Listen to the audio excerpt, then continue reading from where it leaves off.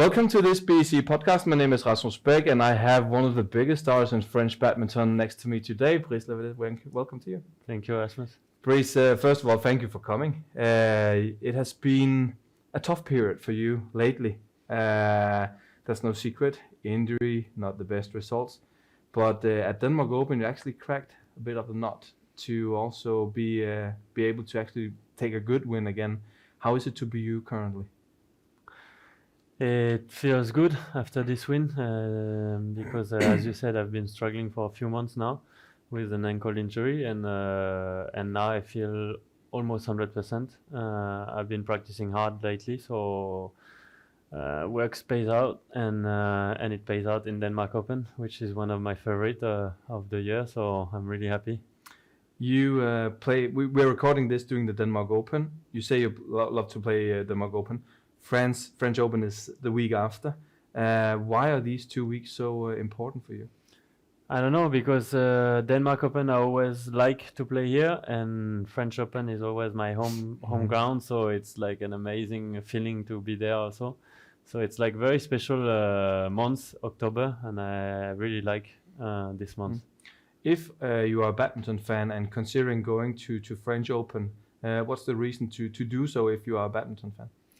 If you are a badminton fan and you're going to French Open, it's to see all the biggest stars in the world, and I think get something out of it, learn something from all of them, enjoy the show also, because in Paris you are very close to the players, you are very, very close to the courts, so you can really feel the atmosphere from the crowds when you are a player, and the crowds can almost feel the players.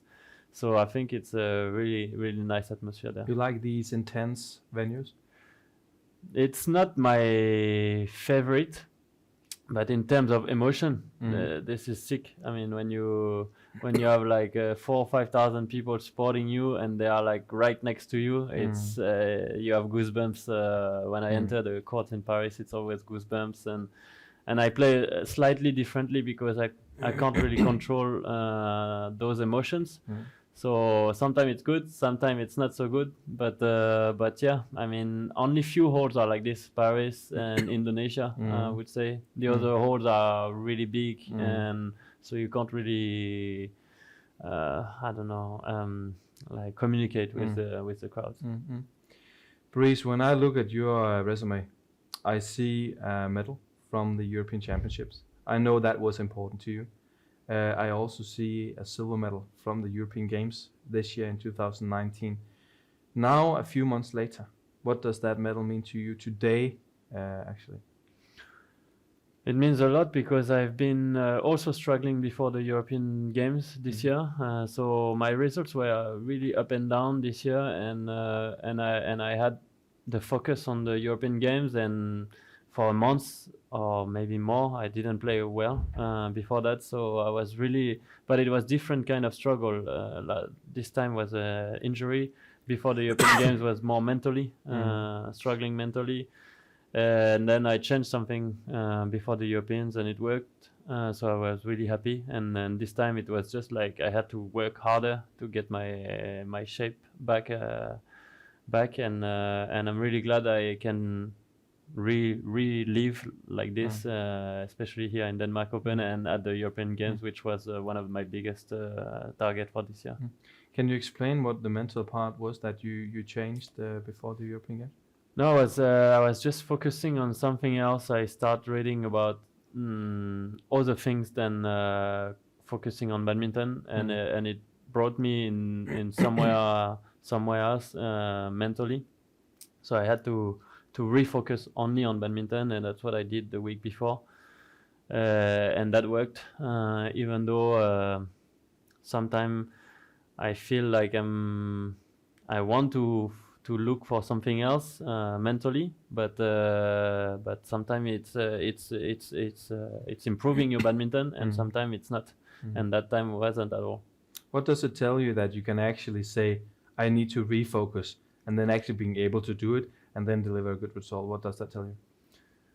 It tells me that I was right first, that I listened to the right people also at that time when I had trouble, and tells me that I can do like people can do when they really are motivated by something big. And I knew I had to do something before the European Games, something big, something I had to change something, and it's not a slight detail. So that's what I did. I took the risk, and then it worked. It's not always working, but that time it worked.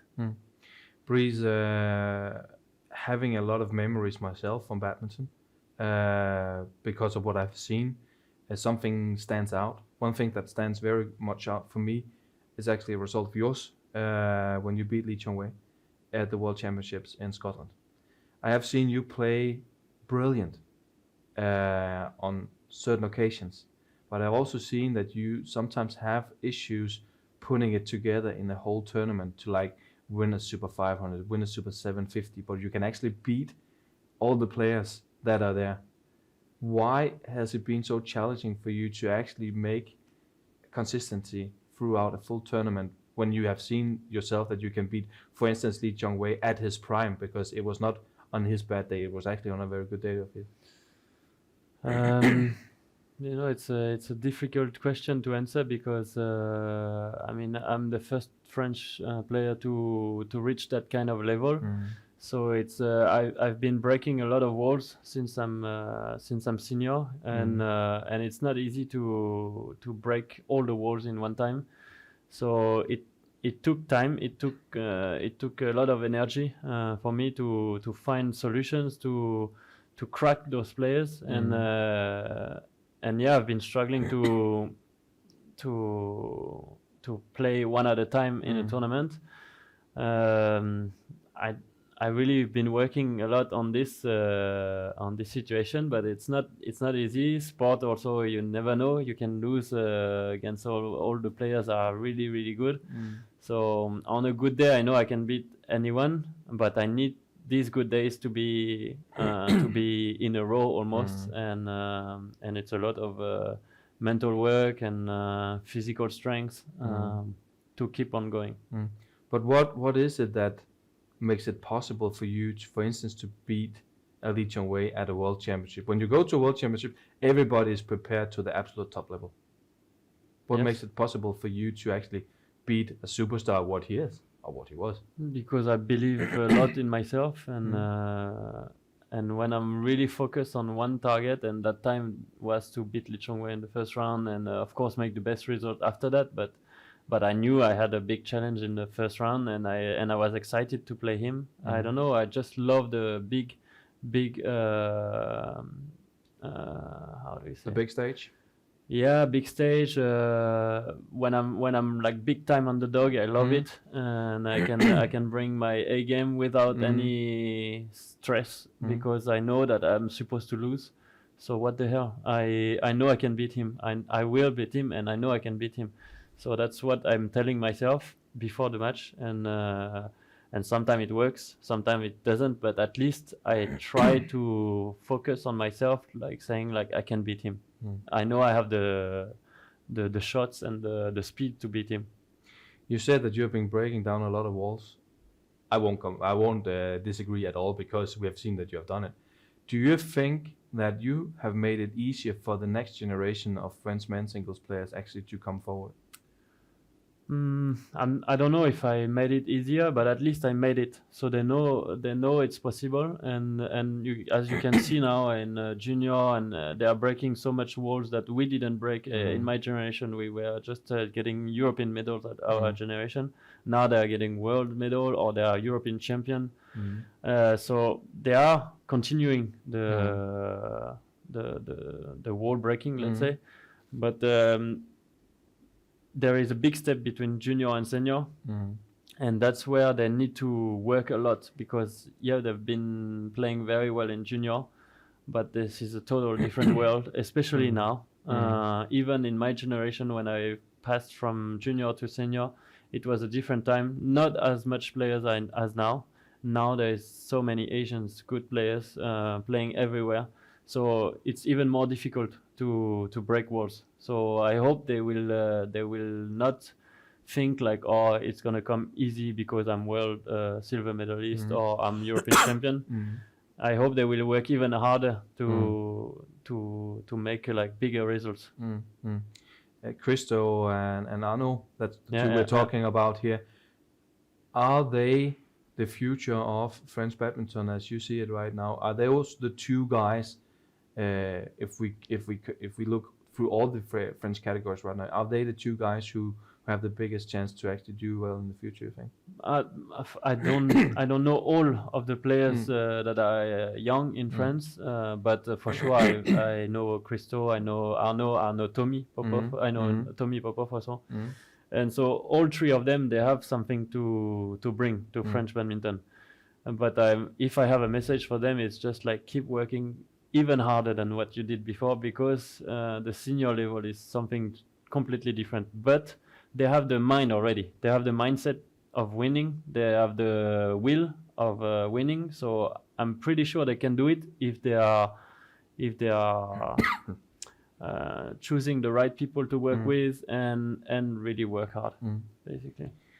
Brice, you're 33. Tokyo Games, that's one thing. But Paris 2024, we need to talk about, you know that. Is it realistic for you to go to Paris 2024?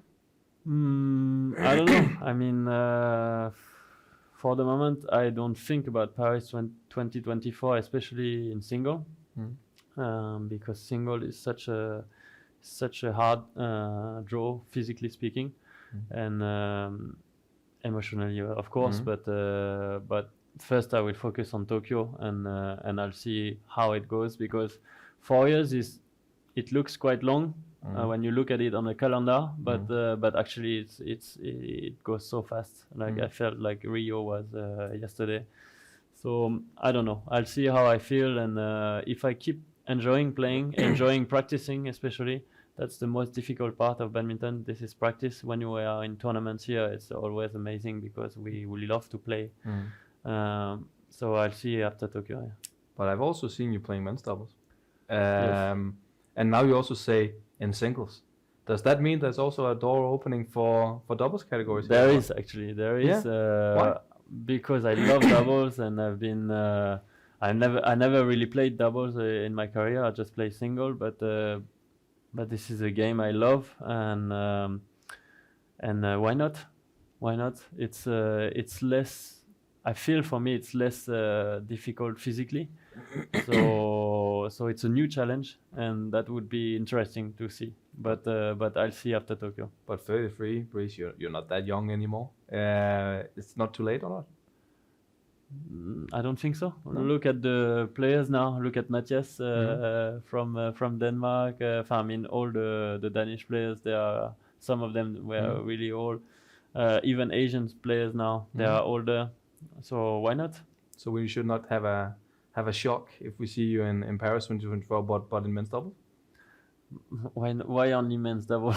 Both? I don't know, but why men's double? I can play also mixed, maybe. I don't know. It's I'll see at that time how I feel, and if I enjoy still playing badminton, if I enjoy practicing single, I mean, then I'll decide at that time.